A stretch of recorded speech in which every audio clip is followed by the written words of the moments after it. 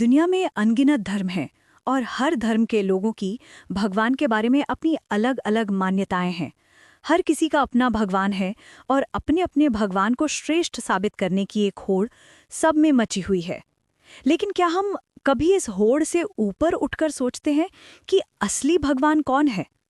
War and piece और एना Karenina जैसे महान नॉवल के लेखक लियो टॉल्स्टॉय इस कहानी में इसी सवाल का जवाब देते हैं। कहानी भारत के सूरत के कॉफ़ी हाउस में सेट है, जहां इस आइडिया को दिलचस्प तरीके से दिखाया गया है। नमस्कार दोस्तों, स्वागत है आपका पढ़ो कहानी में। मैं हूं आपकी दोस्त पूनम। आज मैं आपके लिए लेकर आई हूं लियो टॉल्स्टॉय की कहानी सूरत का कॉफ़ी हाउस। तो आखिर तक जुड़े रहिए और इस कहानी का आनंद लीजिए। सूरत नगर में एक कहवा घर था, जहां अनेक यात्री और विदेशी दुनिया भर से आते थे और विचारों का आदान प्रदान करते थे। एक दिन वहां फारस का एक विद्वान आया। पूरी जिंदगी प्रथम कारण के बारे में चर्चा करते करते उसका दिमाग ही चल गया था। उसने यह सोचना शुरू कर दिया था कि सृष्टि को नियंत्रण में रखने वाली कोई उच्च सत्ता नहीं है। इस व्यक्ति के साथ एक गुलाम भी था, जिससे उसने पूछा, बताओ, क्या तुम्हारे ख्याल में भगवान है? गुलाम ने अपनी कमरबंद में से किसी देवता की लकड़ी की मूर्ति निकाली और बोला, यही है मेरा भगवान, जिसने जिंदगी भर मेरी रक्षा की है। गुलाम का जवाब सुनकर सभी चकरा गए। उनमें से एक ब्राह्मण था। वह गुलाम की ओर मुड़ा और बोला, ब्रह्म ही सच्चा भगवान है। एक यहूदी भी वहां बैठा था। उसका दावा था, इज़राइल वासियों का भगवान ही सच्चा भगवान है, वे ही उसकी चुनी हुई प्रजा हैं। एक कैथोलिक ने दावा किया, भगवान तक रोम के कैथोलिक चर्च द्वारा ही पहुंचा जा सकता है। लेकिन तभी एक प्रोटेस्टेंट पादरी जो वहां मौजूद था बोल उठा, केवल गॉस्पेल के अनुसार प्रभु की सेवा करने वाले प्रोटेस्टेंट ही बचेंगे। कहवा घर में बैठे एक तुर्क ने कहा, सच्चा धर्म मोहम्मद और उमर के अनुयायियों का ही है, अली के अनुयायियों का नहीं। हर कोई दलीलें रख रहा था और चिल्ला रहा था। केवल एक चीनी ही, जो कि कन्फ्यूशियस का शिष्य था, कहवा घर के एक कोने में चुपचाप बैठा था और विवाद में हिस्सा नहीं ले रहा था। तब सभी लोग उस चीनी की ओर घूमे और उन्होंने उससे अपने विचार प्रकट करने को कहा। कन्फ्यूशियस के शिष्य उस चीनी ने अपनी आंखें बंद कर लीं और क्षण भर सोचता रहा। तब उसने आंखें खोली, अपने वस्त्र की चौड़ी आस्तीनों में से हाथ बाहर निकाले, हाथ को सीने पर बांधा और बड़े शांत स्वर में कहने लगा, मित्रगण, मुझे लगता है लोगों का अहंकार ही धर्म के मामले में एक दूसरे से सहमत नहीं होने देता। मैं आपको एक कहानी सुनाना चाहता हूं, जिससे ये बात साफ हो जाएगी। मैं यहाँ चीन से एक अंग्रेजी स्टीमर से आया। ये स्टीमर दुनिया की सैर को निकला था। ताज़ा पानी लेने के लिए हम रुके और सुमात्रा द्वीप के पूर्वी किनारे पर उतरे। दोपहर का वक्त था। हम में से कुछ लोग समंदर के किनारे ही नारियल के कुंजों में जा बैठे। निकट ही एक गांव था। हम सब लोगों की राष्ट्रीयता भिन्न भिन्न थी। जब हम बैठे हुए थे तो एक अंधा आदमी हमारे पास आया। बाद में हमें मालूम हुआ कि सूर्य की ओर लगातार देखते रहने के कारण उसकी आंखें चली गई थीं। वह यह जानना चाहता था कि सूर्य आखिर है क्या, ताकि वह उसके प्रकाश को पकड़ सके। यही जानने के लिए वह सूर्य की ओर देखता रहा। परिणाम यही हुआ कि सूर्य की रोशनी से उसकी आंखें दुखने लगीं और वह अंधा हो गया। तब उसने अपने आप से कहा, सूर्य का प्रकाश द्रव नहीं है, क्योंकि यदि वह द्रव होता तो इसे एक पात्र से दूसरे पात्र में उड़ेला जा सकता था। तब यह पानी और हवा की तरह चलता। यह आग भी नहीं है, क्योंकि अगर यह आग होता तो पल भर में बुझ सकता था। यह आत्मा भी नहीं है, क्योंकि आंखें इसे देख सकती हैं। यह पदार्थ भी नहीं है, क्योंकि इसे हिलाया नहीं जा सकता। अतएव क्योंकि सूर्य का प्रकाश न द्रव है, न अग्नि, न आत्मा और न ही कोई पदार्थ, ये कुछ भी नहीं है। यही था उसका तर्क। और हमेशा सूर्य की ओर देखते रहने और उसके बारे में सोचते रहने के कारण वह अपनी आंखें और बुद्धि दोनों ही खो बैठा। और जब वह पूरी तरह अंधा हो गया, उसे पूरा विश्वास हो गया कि सूर्य का अस्तित्व ही नहीं है। इस अंधे आदमी के साथ एक गुलाम भी था। उसने अपने स्वामी को नारियल के कुंज में बैठाया और जमीन से एक नारियल उठाकर उसका दिया बनाने लगा।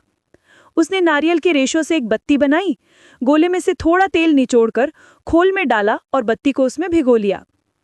जब गुलाम अपने काम में मस्त था, अंधे आदमी ने सांस भरी और उससे बोला, तो सोएदास भाई, क्या मेरी बात सही नहीं थी जब मैंने तुम्हें बताया था कि सूर्य का अस्तित्व नहीं है?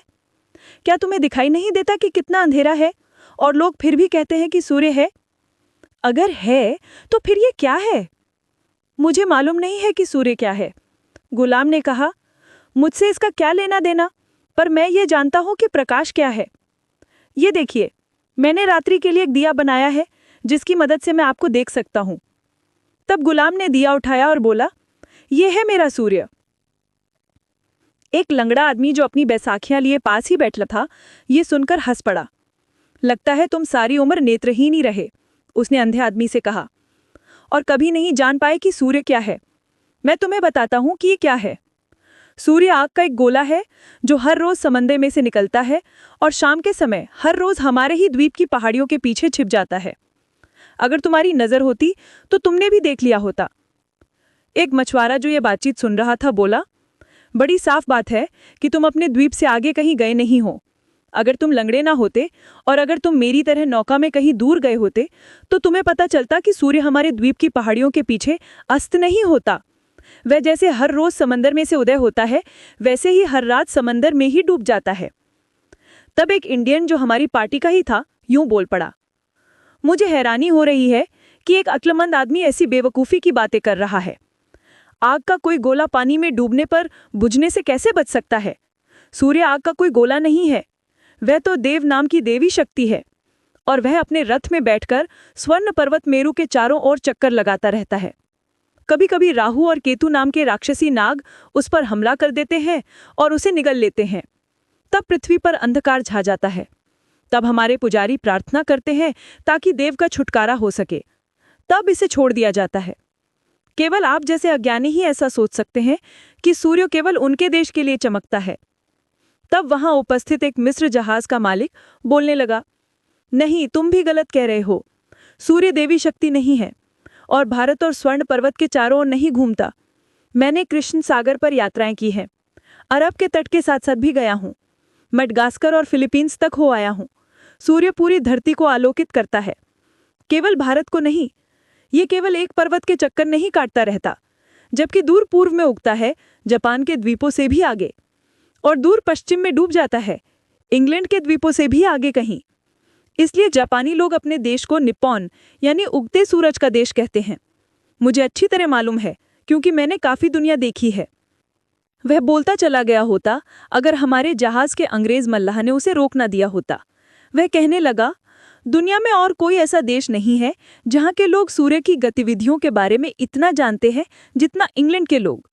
इंग्लैंड में हर कोई यह जानता है कि सूर्य ना तो कहीं उदय होता है ना ही अस्त, वह हर समय पृथ्वी के चारों ओर चक्कर लगाता रहता है। ये सही बात है, क्योंकि जहाँ कहीं भी हम गए, सुबह सूर्य निकलता और रात को डूबता दिखाई दिया, यहाँ की तरह। तब एक अंग्रेज ने एक छड़ी ली और रेत पर वृत्त खींचकर समझाने का प्रयास किया कि कैसे सूर्य आसमान में चलता रहता है और पृथ्वी का चक्कर लगाता रहता है, पर वह ठीक तरह समझा नहीं पाया और फिर जहाज के चालक की ओर इशारा करके बोला, वह ठीक तरह समझा सकता है। चालक, जो काफी समझदार था, चुपचाप सुन रहा था। अब सब लोग उसकी ओर मुड़ गए और वह बोला, आप सब एक दूसरे को बहका रहे हैं, आप सब धोखे में हैं। सूर्य पृथ्वी के चारों ओर नहीं, पृथ्वी सूर्य के चारों ओर घूमती है और चलते चलते अपने चारों ओर भी घूमती है, और 24 घंटे में सूर्य के आगे से पूरी घूम जाती है। केवल जापान, फिलीपींस, सुमात्रा ही नहीं, अफ्रीका, यूरोप और अमेरिका और अन्य प्रदेश भी साथ घूमते हैं।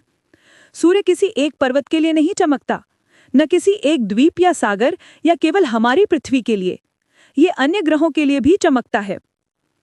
आस्था के मामले में भी कन्फ्यूशियस के शिष्य चीनी ने कहा, अहंकार ही है जो लोगों के मन में दुराव पैदा करता है। जो बात सूर्य के संबंध में निकलती है वही भगवान के मामले में सही है। हर आदमी अपना खुद का एक विशिष्ट भगवान बनाए रखना चाहता है, या ज्यादा से ज्यादा अपने देश के लिए। हर राष्ट्र उस शक्ति को उस मंदिर में बंद कर लेना चाहता है।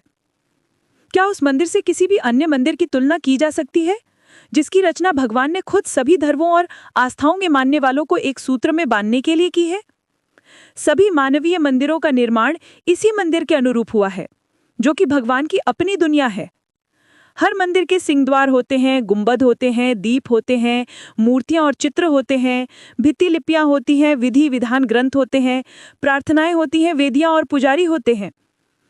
पर कौन सा ऐसा मंदिर है जिसमें समंदर जैसा फवारा है, आकाश जैसा गुंबद है, सूर्य, चंद्र और तारों जैसे दीप हैं, और जीते जागते प्रेम करने वाले मनुष्यों जैसी मूर्तियां हैं? भगवान द्वारा प्रदत्त खुशियों से बढ़कर उसकी अच्छाइयों के ग्रंथ और कहाँ हैं, जिन्हें आसानी से पढ़ा और समझा जा सके? मनुष्य के हृदय से बड़ी कौन सी विधान पुस्तक है? आत्म बलिदान से बड़ी बलि क्या है? और अच्छे मनुष्य के हृदय से बड़ी कौन सी वेदी है जिस पर स्वयं भगवान भेंट स्वीकार करते हैं? जितना ऊंचा आदमी का विचार भगवान के बारे में होगा, उतना ही बेहतर वह उसे समझ सकेगा, और जितनी अच्छी तरह वह उसे समझेगा, उतना ही वह उसके निकट होता जाएगा। इसीलिए जो आदमी सूर्य की रोशनी को पूरे विश्व में फैलता देखता है, उसे अंधविश्वासी को दोष नहीं देना चाहिए, ना ही उसे घृणा करनी चाहिए कि वह अपनी मूर्ति में उस रोशनी की एक किरण देखता है। उसे नास्तिक से भी नफरत नहीं करनी चाहिए कि वह अंधा है और सूर्य को नहीं देख सकता। ये थे कन्फ्यूशियस के शिष्य चीनी विद्वान के शब्द। कैवागर में बैठे सभी लोग शांत और खामोश थे। फिर वे धर्म को लेकर नहीं झगड़े, न ही उन्होंने विवाद ही किया। दोस्तों, अभी आप सुन रहे थे लियो टॉल्स्टॉय द्वारा लिखित कहानी सूरत का कॉफी हाउस। ये कहानी प्रेमचंद जी के द्वारा हिंदी में अनुवाद की गई है। कैसी लगी ये कहानी आपको? हमें कमेंट सेक्शन में ज़रूर बताएं।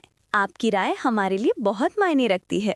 अगर आपको ये वीडियो पसंद आया हो तो इसे लाइक और शेयर करना ना भूलें। और हाँ, साहित्य पर और भी रोचक चर्चाओं के लिए हमारे चैनल को सब्सक्राइब ज़रूर करें और बेल आइकन दबाएं ताकि आप कोई भी अपडेट मिस न करें। हमसे जुड़ने के लिए बहुत बहुत धन्यवाद। मिलते हैं अगले वीडियो में।